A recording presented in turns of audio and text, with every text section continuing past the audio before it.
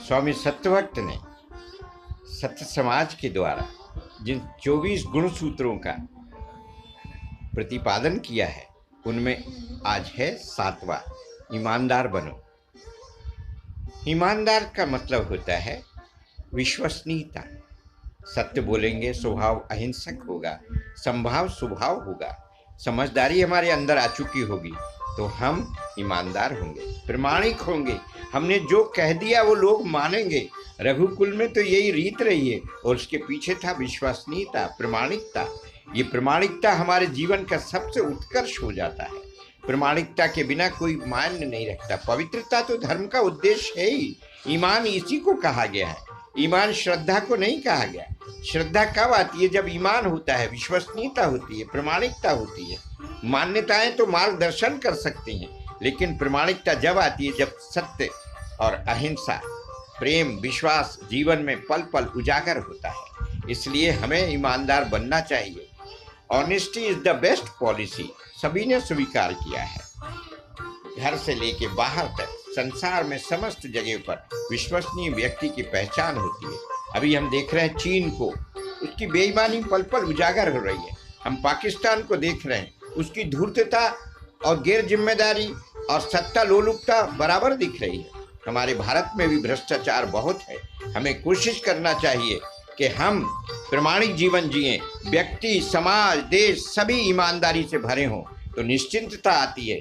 निश्चिंतता से संतोष आता है, संतोष से सुख और आनंद आता है, परिवार में सुख बरसता है। संपत्ति हमारे सुख का माध्यम होती है, सुख नहीं होती। इसलिए हमें ये ध्यान रखना है कि हमें ईमानदार जीवन जीना चाहिए, प्रामाणिक जीवन जीना चाहिए, विश्वसनीय बनना चाहिए। समाज में कभी भी हम अकेले नहीं रहेंगे। लोग हमारी बात पर विश्वास करेंगे। अरे उन्होंने कह दिया है, बात तो सही होगी। अरे अगर उन्होंने कुछ पैसा लिया है, लौटने वाला है। कभी वापस जो लिखा पड़ी होती है वो इसलिए होती है कि हमारे अंदर कहीं ना कहीं संदेह की जरूरत नहीं रहेगी। हमने कह दिया और बात होगी। रघुकुल के प्रति हमारी सबसे बड़ी श्रद्धांजलि होगी। हम विश्वसनीय बने, हम समाज में कुछ दें और समाज से जो मिलता है उसके प्रति श्रद्धा रखें, कृतज्ञ रखें। कृतज्ञता ही तो मनुष्यता की पहचान होती है।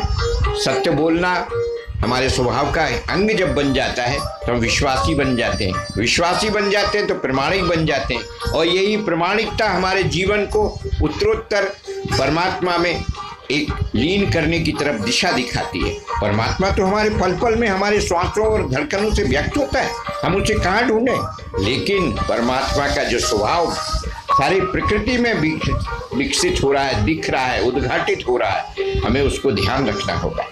हमारे प्रामाणिक जीवन जीना ही हमारी पहली पहचान है। इसके लिए जरूरी है हर स्तर पर तन मन धन से हम जो है विश्वसनीय, ईमानदार बने।